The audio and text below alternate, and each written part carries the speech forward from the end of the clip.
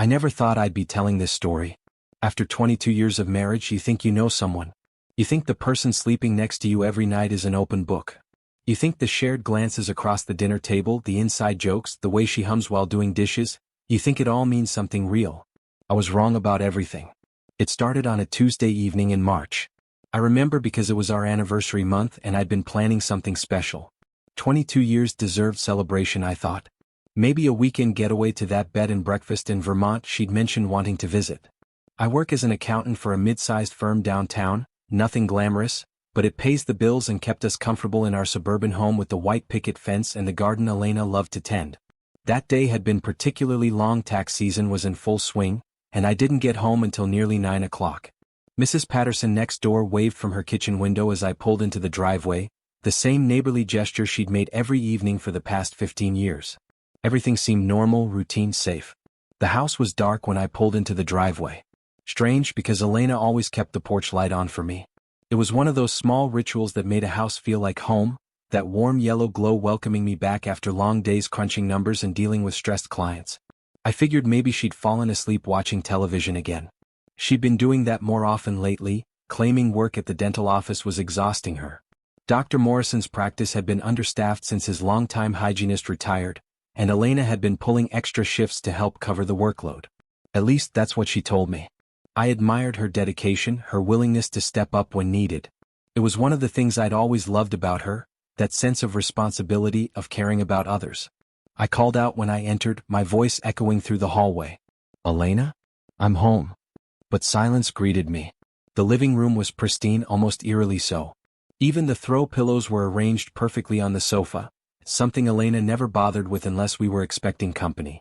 The magazines on the coffee table were stacked with mathematical precision, and the remote controls were lined up like soldiers on parade. I checked the kitchen next. The counters were spotless, dishes put away, not even a coffee mug left in the sink. This was unusual too. Elena was many wonderful things, but meticulous about housework wasn't typically one of them. We'd joke about it sometimes, how she could perform delicate dental procedures with steady hands but leave clothes draped over chairs for days. Our bedroom was empty as well, the bed made with hospital corners. Her car wasn't in the garage either. I stood there in our driveway, keys still in my hand, feeling the first flutter of confusion in my chest. At first I wasn't worried. Maybe she'd gone to her sister's house. Rachel lived about 40 minutes away and often called Elena when she was having problems with her teenage sons. Elena was always the one people turned to in crisis. The problem solver, the steady presence who could talk anyone through their troubles. Or maybe she'd had a late dinner with the girls from work. The dental office staff sometimes went out after particularly stressful days, unwinding over wine and shared complaints about difficult patients. Elena usually texted me when she made these spontaneous plans, but maybe she'd forgotten in the rush of leaving. But when midnight came and went with no word, anxiety crept in. I tried calling her cell phone. It rang twice before going to voicemail, her cheerful recorded voice asking callers to leave a message and promising to call back soon. I tried again. This time it went straight to voicemail, suggesting she'd turned it off or the battery had died. I paced the house, picking up objects and setting them down, looking for clues I might have missed. Her purse was gone, along with her jacket and car keys. Normal things to take if you were going out. But her reading glasses were still on her nightstand, and Elena was practically blind without them. She never went anywhere without those glasses. By morning I was frantic. Sleep had been impossible. I'd spent the night alternating between worry and attempts at rational explanation. Maybe she'd had a family emergency and rushed out without thinking. Maybe her phone had broken. Maybe she was in a hospital somewhere, unable to contact me. I called her work first thing. The receptionist, a young woman named Crystal with a perpetually cheerful voice, seemed surprised by my call. "Oh, Mr. Henderson," she said. "Elena took the week off. Vacation time. Didn't she tell you? Vacation time. News to me." In 22 years of marriage, Elena had never taken vacation without discussing it with me first. We planned our time off together, long weekends, summer trips, visits to see her parents in Florida. This sudden, secret vacation made no sense. I contacted her sister next. Rachel's voice was groggy with sleep when she answered at 7:30 in the morning. "Elena? No, I haven't talked to her in weeks. Is everything okay?" I tried to keep my voice steady as I explained the situation. Rachel promised to call around to other family members, but I could hear the concern creeping into her tone. Elena wasn't the type to disappear without word. She was responsible, predictable, always where she said she'd be. Her mother lived in a retirement community in Sarasota. When I called, she sounded genuinely puzzled. Elena didn't mention any vacation to me, she said. When I talked to her last Sunday, she seemed perfectly normal. Busy with work, but normal. Last Sunday. Elena had told me she was going grocery shopping that afternoon, gone for nearly 3 hours. Now I wondered where she'd really been, who she'd really been talking to. I even called her old college roommate in Chicago, a woman named Patricia whom Elena exchanged Christmas cards with but rarely spoke to otherwise. Another dead end. Patricia hadn't heard from Elena in over a year. I spent the next 3 days retracing her usual routines, driving around town like a man possessed. I went to the grocery store where she shopped every Thursday, showing her photo to cashiers and managers. Most recognized her, the friendly blonde who always asked about their families and never seemed in a hurry. But none had seen her recently. The gym where she attended yoga classes 3 times a week was another disappointment. The instructor, a serene woman named Lotus who spoke in whispers and smelled of sandalwood, remembered Elena well. She's been coming here for 2 years, Lotus said. Very dedicated. But now that you mention it, I haven't seen her in about a month. A month? Had Elena stopped going to yoga a month ago? She'd been leaving the house every Tuesday, Thursday, and Saturday morning at 9:30, returning at 11 with her yoga mat slung over her shoulder and that post-workout glow. If she hadn't been at yoga, where had she been going? The little cafe where she met friends for coffee proved equally frustrating. The barista, a college student with purple hair and multiple piercings, nodded when I showed Elena's photo. Sure, I know her. Always orders a vanilla latte with an extra shot. But I haven't seen her lately. Maybe 2 months. 2 months. The timeline of Elena's deceptions was becoming clearer and more disturbing. On Friday, I finally swallowed my pride and called the police. The officer who took my report was polite but not particularly concerned. Detective Morrison, no relation to Elena's boss, was a heavy-set man in his 50s with tired eyes and the bearing of someone who'd seen too much human misery. Adults have the right to leave, he explained patiently as if speaking to a child. No signs of a struggle, no evidence of foul play. Her car's missing, her personal items are gone. Sounds like she left voluntarily. I tried to explain that Elena wouldn't just disappear, that something must have happened to her. Detective Morrison listened with the expression of a man who'd heard similar stories countless times before. Give it time, he suggested. She'll probably turn up. Maybe she just needed some space to think things through. Space to think? About what? Our marriage had seemed solid. We rarely fought, shared interests and goals. We'd weathered the usual storms, financial stress when I was laid off for 6 months early in our marriage, the heartbreak of 2 miscarriages, the slow decline and death of my father 3 years ago. Through it all, Elena had been my anchor, my constant companion. But days turned into weeks and the silence stretched on. I barely slept, barely ate.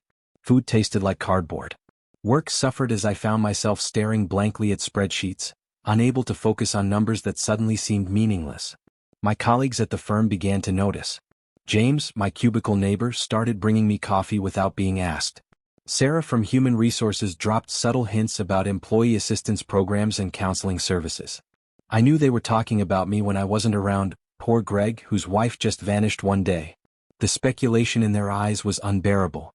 My boss, Mr. Hendricks, called me into his office after I made a significant error on a major client's tax return. He was kind but firm. Greg, I know you're going through a difficult time, he said. Why don't you take some personal leave? Get your head straight. Your job will be here when you're ready. Personal leave. To do what? Sit in my empty house and wonder where my wife had gone? Drive aimlessly around town looking for clues that didn't exist? I declined his offer, insisting that work was the only thing keeping me sane. The loneliness was crushing. Our house felt like a museum, Elena's coffee mug still in the dishwasher, her magazine still on the kitchen counter, her sweater still draped over the back of her favorite chair. I couldn't bring myself to move these remnants of her presence, but they haunted me with their ordinariness. Nights were the worst. I'd lie in our king-sized bed, staring at Elena's empty pillow, replaying our last conversation over and over. It had been mundane, something about needing to schedule a dentist appointment, a reminder to pick up dry cleaning. No hint of goodbye, no suggestion that she was planning to disappear from my life forever. Then, exactly 1 month after Elena disappeared, I found the first clue. I was finally going through her things, something I'd been avoiding, as if touching her belongings might somehow make her absence more real. I started with her dresser, looking through drawers filled with familiar items. Jewelry I'd given her for birthdays and anniversaries, scarves that still held traces of her perfume, reading glasses she'd claimed to have lost weeks earlier. Behind her jewelry box, tucked against the back of the drawer like a secret, I found a credit card statement I'd never seen before. It wasn't our joint account or either of our individual cards. This was a credit card in Elena's name only, with an address for a post office box across town. My hands shook as I read the charges. Hotels, expensive ones, some I recognized from our own romantic getaways years earlier. Restaurants I'd never been to with names like La Petite Maison and Chez Laurent. High-end lingerie stores. A jewelry store in the mall where Elena claimed she was just window shopping when she came home with that new necklace she said was on clearance. The charges dated back over a year. All while I was working late during busy seasons, trusting her completely, believing her stories about girls' nights and family visits and yoga classes she apparently hadn't been attending. I drove to that post office box the next morning, my heart pounding so hard I thought it might burst. The building was one of those mail service places in a strip mall, sandwiched between a dry cleaner and a Chinese restaurant. The clerk behind the counter was an elderly woman with kind eyes and silver hair pulled back in a neat bun. "Excuse me," I said, sliding Elena's photo across the counter. "I'm looking for my wife. She might have a post office box here." The woman adjusted her glasses and studied the photo carefully. Recognition dawned immediately. "Oh yes," she said, her face brightening. "The blonde lady with the beautiful smile. Box 247. She picked up her mail regularly, usually with a gentleman friend. Haven't seen her in about a month though." A gentleman friend. The words hit me like a physical blow, knocking the breath from my lungs. I gripped the counter to steady myself. "A gentleman friend?" I managed to ask. The clerk nodded, apparently unaware of the bomb she'd just detonated in my life. "Nice-looking fellow. Dark hair, tall. Always very polite. They seemed quite fond of each other." I felt sick. 22 years of marriage, and my wife had been visiting a post office box with another man. Another man who was polite and nice-looking and apparently quite fond of my wife. "I'm her husband," I said quietly. "She's been missing for a month. I'm trying to find her." The clerk's expression changed immediately, kindness shifting to concern and then to something like pity. "Oh my," she said. "I had no idea. They always seemed like, well, I just assumed." She trailed off, clearly uncomfortable. I pressed on, desperate for information. "Is there any mail still in the box? Anything that might help me find her?" Technically, she wasn't supposed to give me access to someone else's mail.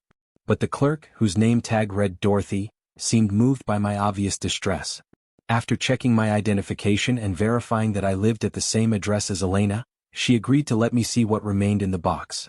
There wasn't much, a few pieces of junk mail, a credit card offer. But there were also bank statements for accounts I never knew existed. A checking account at a bank across town with a balance of over $30,000. A savings account at a different bank with even more money. Credit applications that had been approved, giving Elena access to tens of thousands in additional credit. The picture became clearer and more devastating with each piece of evidence. Elena hadn't just left me. She'd been planning this for over a year, systematically moving money into private accounts, establishing credit lines, building a secret life parallel to ours. But how had I missed it? I was an accountant, for God's sake. Numbers were my profession, my expertise. How had my own wife been moving money around without my knowledge? The answer came to me as I sat in my car in the post office parking lot, staring at the bank statements with numb disbelief. Elena handled all our day-to-day finances. She paid the bills, balanced the checkbooks, filed our tax returns. I focused on my clients' financial lives while blindly trusting her with our own. She'd been skimming small amounts regularly, 100 here, 200 there. Amounts small enough not to trigger my attention during my cursory reviews of our accounts. She'd also been inflating household expenses, claiming higher utility bills and grocery costs while pocketing the difference. I hired a forensic accountant the next day. Patricia Wolf came highly recommended, a sharp-eyed woman in her 40s who specialized in financial fraud cases. What she uncovered over the following weeks made me physically ill. Over the course of 18 months, Elena had quietly drained nearly $180,000 from our joint accounts, our retirement savings, even the emergency fund we'd built for my mother's medical care. She'd been methodical and clever, taking small amounts regularly to avoid triggering bank alerts, spacing out larger withdrawals so they wouldn't appear suspicious. She knew exactly what she was doing, Patricia explained during one of our meetings. This wasn't impulsive. This was carefully planned financial fraud, executed by someone who understood your banking habits and used that knowledge against you. The betrayal was complete. Not only had Elena been unfaithful, she'd been stealing from me for over a year and a half. Every kiss goodbye, every I love you spoken over morning coffee, every shared laugh at a television show, all of it had been performed while she systematically dismantled our financial future. Patricia's investigation revealed other disturbing details. Elena had used our joint credit cards to pay for hotel rooms and expensive dinners, but always during times when I was out of town for business or working late. She'd scheduled these encounters carefully, ensuring I'd never accidentally discover her double life. The man she'd been seeing, Patricia's contacts at the hotels provided a name, Kevin Rodriguez, worked in construction and had been married himself until recently. His own divorce had been finalized just 3 months before Elena disappeared, suggesting their affair had cost him his own marriage. As the financial picture became clearer, my emotional state grew darker. I found myself crying at unexpected moments, in the grocery store, at my desk at work, while watching television commercials that reminded me of shared jokes with Elena. The grief was overwhelming, made worse by the knowledge that I was mourning someone who had never really existed. The Elena I'd loved, the woman I thought I'd married, was a fiction. The real Elena was a stranger who could lie to my face while stealing our future, who could make love to me on Saturday night after spending Friday afternoon with another man. 3 months after Elena disappeared, I received divorce papers in the mail, not from Elena directly, but from a law firm in Costa Rica. She was filing from abroad, citing irreconcilable differences. The papers included a forwarding address in San Jose and a request to divide our remaining assets equally. Equal division. As if she hadn't already taken far more than her share. As if 18 months of theft and deception counted for nothing in her calculation of what was fair. But the divorce papers also included something Elena probably hadn't intended, confirmation that she was in Costa Rica, along with an address. Patricia immediately began investigating, using her contacts in international financial services to track Elena's movements and account activities. What we discovered was that Elena had made one critical mistake. In her haste to transfer the final large sum before leaving the country, she'd initiated a wire transfer from our joint account to what she thought was her private offshore account. But due to a banking error, the transfer had been flagged and frozen pending verification from both account holders. That frozen transfer contained $85,000, nearly half of what she'd taken over the 18 months of her deception. But here's what Elena didn't anticipate. I'd learned a few things about financial investigation during those desperate months of searching for her. I'd educated myself about asset recovery, international banking laws, and the legal remedies available to victims of financial fraud. Instead of fighting the divorce or trying to win her back, instead of begging her to come home and work things out, I did something that surprised even me. I hired the best asset recovery attorney in the state, a woman named Margaret Chin who specialized in complex financial fraud cases. Margaret reviewed Patricia's findings with the cold efficiency of a surgeon examining X-rays. Elena's careful planning had left a digital trail that, while hidden from a trusting husband, was child's play for a professional investigator. She's made several recoverable mistakes, Margaret explained during our first meeting. The frozen wire transfer is just the beginning. We can trace these accounts, identify the sources of funding, and demonstrate a pattern of systematic theft. Costa Rica has asset recovery treaties with the United States. She's not as untouchable as she thinks. Within 6 months, we'd not only recovered the frozen funds but tracked down and seized 3 additional accounts Elena had established. The courts ruled that her systematic deception constituted financial fraud, and I was awarded full restitution plus damages for the emotional distress and financial hardship her actions had caused. Elena fought back from Costa Rica, hiring her own attorney to contest the seizures. But distance and international law worked against her. Her new life became expensive quickly, legal fees, frozen assets, and the reality that her stolen nest egg was rapidly disappearing into attorney costs and the high cost of living as an American expatriate. The man she'd run away with, Kevin Rodriguez, the construction worker who'd helped destroy 2 marriages, apparently lost interest when the money dried up. According to the private investigator Margaret employed to monitor Elena's activities, he left her in San Jose after just 4 months, taking her car and what remained of her jewelry before disappearing. Elena tried to return to the United States but discovered that outstanding warrants for financial fraud made re-entry complicated. She was stuck in a country where she didn't speak the language fluently, with dwindling resources and no support network.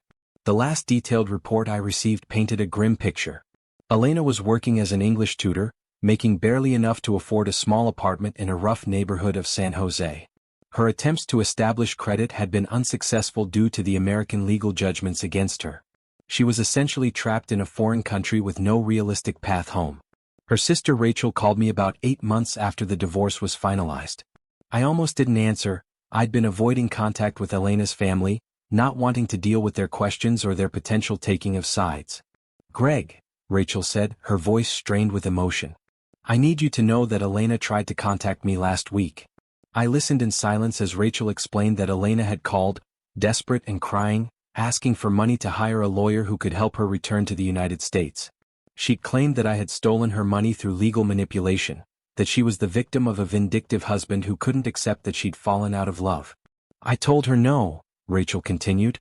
"I told her that what she did was unforgivable, that she'd destroyed not just your marriage but her relationship with our entire family. Mom won't even talk about her anymore." It turned out that Elena's family had learned the full extent of her deception through the legal proceedings.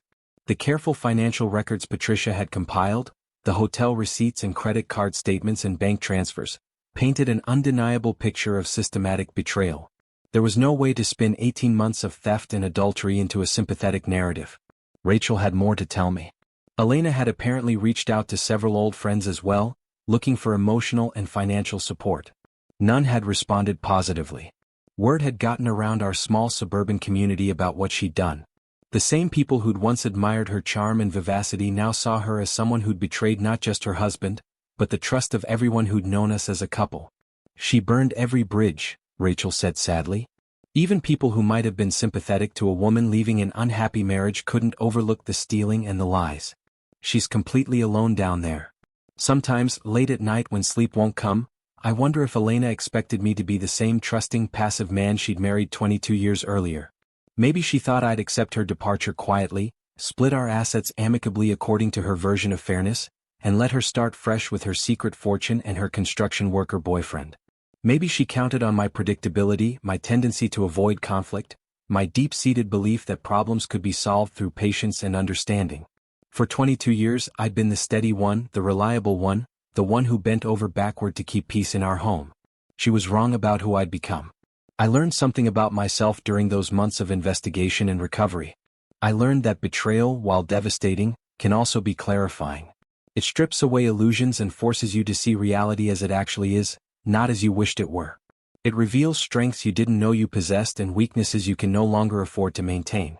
The man who came home to an empty house that March evening was someone who trusted completely, who assumed the best about people, who believed that love and commitment were mutual promises that meant something sacred. That man died in the weeks that followed Elena's disappearance.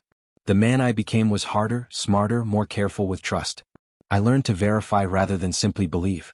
I learned to protect myself rather than assuming others would never hurt me. Most importantly, I learned that I was capable of fighting back when fighting back was necessary.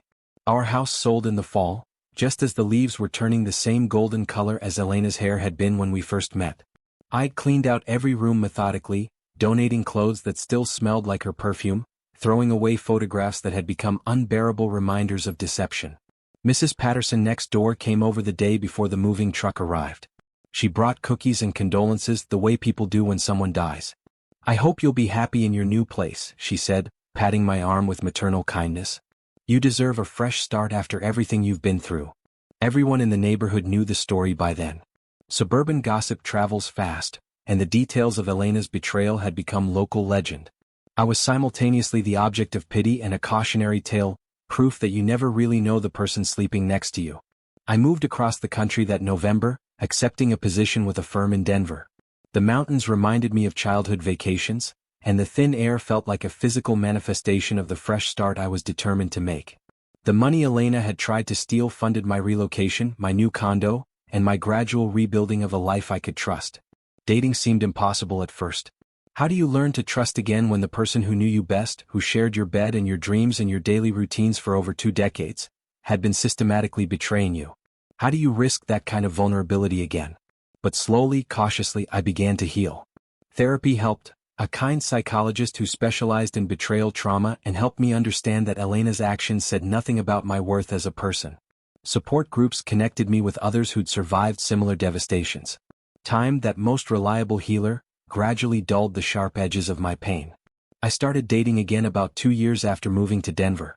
Nothing serious at first, coffee dates and casual dinners with women who understood that I came with baggage and trust issues. But eventually, I met someone who made me want to risk vulnerability again. Her name is Catherine, and she's a teacher with kind eyes and a laugh that reminds me why I once believed in happy endings. She knows my story. I told her everything on our third date, unable to bear the thought of building another relationship on incomplete truths. To my surprise, she didn't run.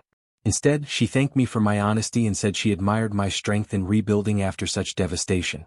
We've been together for 6 months now, taking things slowly and building trust incrementally. She's patient with my need for transparency, understanding when I ask questions that might seem paranoid to someone who's never been systematically deceived. Most importantly, she's shown me that love doesn't have to mean blind trust, that healthy relationships can be built on honesty, communication, and mutual respect for boundaries. I still think about Elena sometimes, though the thoughts no longer carry the weight of grief they once did. I wonder if she ever made it back to the United States, if she found a way to rebuild her life after the destruction she created. Part of me hopes she found some measure of peace, though I know that peace built on the wreckage of others' lives is likely to be unstable. Mostly, though, I think about the lessons her betrayal taught me. I learned that people can change in ways you never anticipate, that the capacity for deception exists in everyone, that trust must be earned and verified rather than simply assumed. But I also learned that I'm stronger than I ever realized, that I can survive devastation and emerge as someone better adapted to reality. Elena taught me that love without honesty is just comfortable delusion. She taught me that financial independence is a form of self-protection. She taught me that some betrayals are so complete that forgiveness is neither required nor healthy. But she also taught me something she probably didn't intend, that sometimes the end of one story is just the beginning of another. That destruction can clear the ground for something better to grow. That the person you become after surviving betrayal might be someone you like more than the person you were before. The empty house I came home to that March evening represented the end of one chapter of my life. But it also represented the beginning of another, one where I write the story myself, where I choose the characters carefully, where I never again mistake performance for reality. Elena is gone from my life as completely as if she'd never existed. The money she tried to steal became the foundation of my new beginning. The trust she shattered taught me how to build something stronger in its place. Sometimes justice comes in forms you never expected. Sometimes the person who tries to destroy your life ends up giving you exactly what you needed to build a better one. Thank you for listening to my story. If you had a similar experience, share it in the comments. And also subscribe to the channel so you don't miss the next videos.